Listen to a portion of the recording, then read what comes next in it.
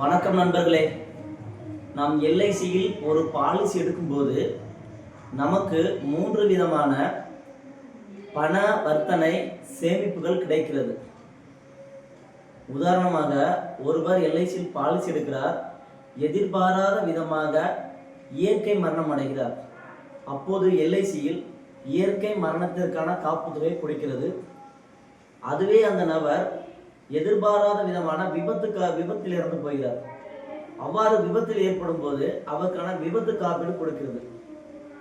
அதையும் தாண்டி விபத்தில் ஏற்படும் டிசபிலிட்டி, அதாச்சு உடல் ஊனம், 60% மேலாக உடல் ஊனம் என்று தெரிந்தால் இனிவரும் காலங்களில் அந்த நபர் தொடர்ந்து பிரீமியம் செலுத்த வேண்டியது இல்லை. ஆனால் அந்த பாலிசிக்கான அனைத்து பலன்களையும் அவர் அனுபவிப்பார். பாலிசி எடுத்த நபர் தொடர்ந்து கட்ட வேண்டிய வருடங்கள் அனைத்தும் கட்டிவிட்டால் இப்போது பாலிசி மெச்சூரிட்டி ஆகிறது, பணம் முதிர்வு அடைகிறது. எல்ஐசி நிறுவனம் பணத்தை முதிர்வு தொகை வழங்கும் போது ₹1 கூட பிடித்தம் இல்லாமல் அனைத்து தொகையும் அப்படியே அந்த பாலிசிதாரருக்கு வழங்குகிறது. இதனால் அவருக்கு வரி சலுகை வழங்கப்படுகிறது.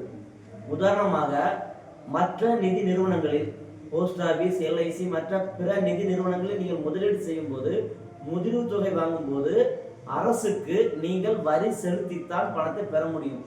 ஆனால் எல்ஐசியில் ஒருவர் எத்தனை கோடிகள் வரை முதிர்வு பெறும் போதும் அவருக்கு வரி சலுகை கிடையாது.